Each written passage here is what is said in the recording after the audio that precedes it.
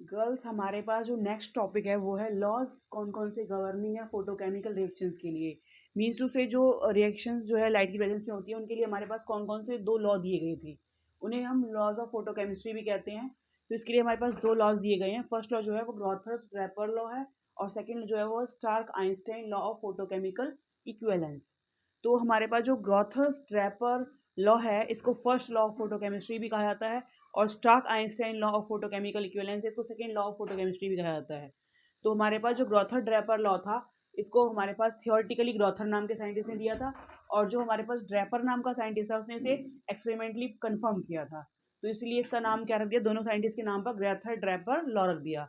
According to this law क्या होता है हमारे पास, when a light falls on a body, किसी बॉडी के ऊपर लाइट जब हम फॉल करेंगे तो कुछ पार्ट क्या होगा, उसका रिफ्लेक्ट हो जाएगा। A part of light it is reflected, a part of it is transmit होगा और rest of it is absorb.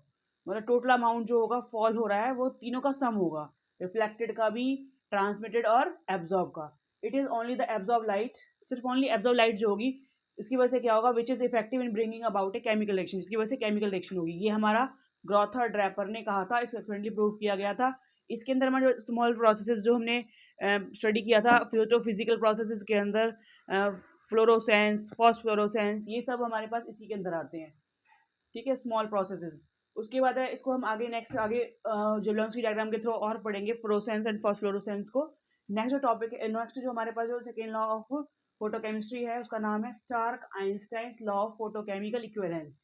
ये जो है हमारे पास सेकेंड लॉ ऑफ फोटोकेमिस्ट्री है। इसको दिया गया था आइंस्टाइन के थ्रू 1905 में और स्टार्क के थ्रू 1908 में। दोनों साइंटिस्ट के नाम है, आइंस्टाइन भी और स्टार्क भी, तो उसका नाम क्या रख गया, Stark Einstein law of photochemical equivalence. इसके अकॉर्डिंग क्या होता है, एवरी एटम और मॉलिक्यूल, जो भी एटम है या फिर मॉलिक्यूल है जो टेक पार्ट करता है फोटोकेमिकल रिएक्शन में, वो एब्जॉर्ब करेगा one quanta of radiation to which the substance expose, substance पर एक्सपोज किया गया है। तो ई की वैल्यू क्या हो जाएगी, एन एच न्यू। यहाँ पर जो एन है वेगाड्रोस नंबर है, एच प्लैंक्स कांस्टेंट है और न्यू जो है फ्रीक्वेंसी ऑफ लाइट है, ठीक, रेडिएशन है। और जो ई है वो एनर्जी एब्जॉर्ब है by one mole of the molecules. उसके बाद हमारे पास जो होता है न्यू फ्रीक्वेंसी है वो सी बाय लैम्डा होता है। सी जो है वेलोसिटी ऑफ लाइट होता है और लैम्डा जो है वेवलेंथ ऑफ एब्जॉर्ब रेडिएशन होता है।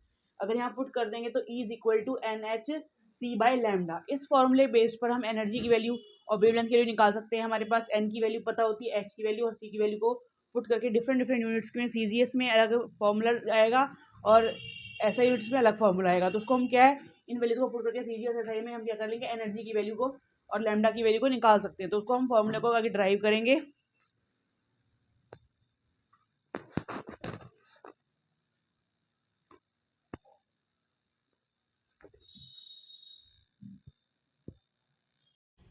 बेटा जो हमारा भी Stark Einstein law of photochemical equivalence था उसमें हमारा फॉर्मूला आया था E equal to N H nu. N जो हमारा क्या था, Avogadro's number, H Planck's constant, nu the frequency of radiation. अगर हमारे पास क्या है, न्यू को रिप्लेस कर दें हम, इससे न्यू हमारे पास होता है c by lambda. C is the velocity of light, lambda is the wavelength of light या फिर रेडिएशन। इसको पुट कर देते हैं यहाँ पर। तो हमारे पास क्या, अगर हम सीजीएस सिस्टम की बात करें तो हमारे पास एन की वैल्यू तो यही रहेगी 6.022 10^23 मोल इनवर्स और एच की वैल्यू जो होगी वो 6.626 10^27 अर्थ सेकंड होगी और सी की जो वैल्यू होगी वो 3 × 10^10 सेंटीमीटर पर सेकंड होगी। ई की वैल्यू हम यहाँ पुट कर देते हैं, ई के अंदर क्या है, एन की वैल्यू पुट कर दी, उसके बाद एच की और सी की वैल्यू पुट कर दी, तो लैम्डा जो है सेंटीमीटर में आ जाएगा हमारा और यूनिट जो होगी वो अर्थ पर मोल होगी।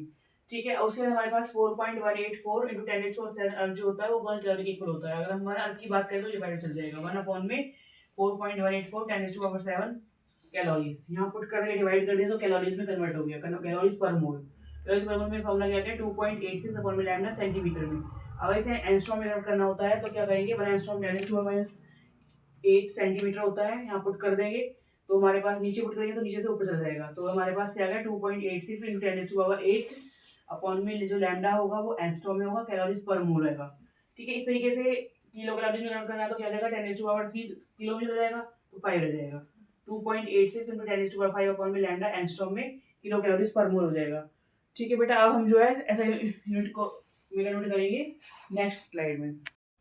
गर्ल्स अभी हमने सीजीएस सिस्टम में कन्वर्जन किया था एनर्जी का। ठीक है, अब विद वेवलेंथ के इनवर्सली प्रोपोर्शनल हमने रिलेशन निकाला था, अब हम क्या करेंगे, ऐसे सिस्टम में निकालेंगे।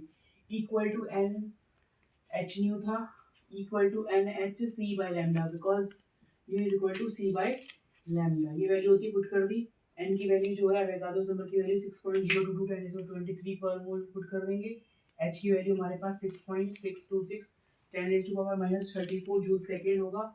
और वेलोसिटी ऑफ लाइट जो है वो हमें पता ही है क्या होती है, 3 मीटर पर सेकेंड। यहाँ सारी वैल्यूज को पुट करेंगे तो रिजल्ट जो वेवलेंथ आएगी वो मीटर में आएगी। रिजल्ट आएगा 0.1197 अपॉन में लैम्डा मीटर में जूल पर मोल। ठीक है, इसको कन्वर्ट करना हो किलो जूल में, तो यहाँ पर क्या होगा, इस पॉइंट को यहाँ से मूव करेंगे लेफ्ट टू राइट, तो पावर क्या आ रही है, -2 आ जाएगी।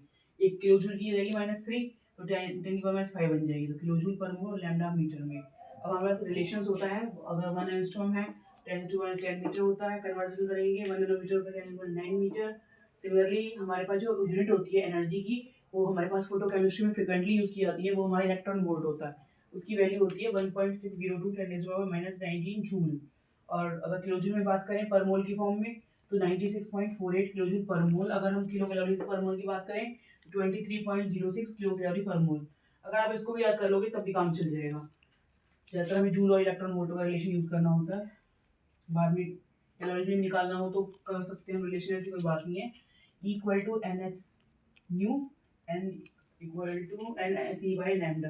हमारे पास देखो एनर्जी और फ्रीक्वेंसी आपस में प्रोपोर्शनल है, एनर्जी और वेवलेंथ आपस में इनवर्सली प्रोपोर्शनल है। अगर हम बात करें डिफरेंट वेवलेंथ जो होती है उनका ऑर्डर क्या होता है, तो हमारे पास एक्सरे, अल्ट्रावायलेट, विजिबल इंफ्रारेड की बात करें तो एक्सरे की वेवलेंथ की वैल्यू सबसे कम होगी, फिर अल्ट्रावायलेट से ज़्यादा, विजिबल की उससे ज़्यादा और इंफ्रारेड सबसे ज़्यादा होगी इन टर्म्स ऑफ वेवलेंथ। अगर हम बात करें एनर्जी की बात करें तो एनर्जी क्या होगी, उल्टा हो जाएगी।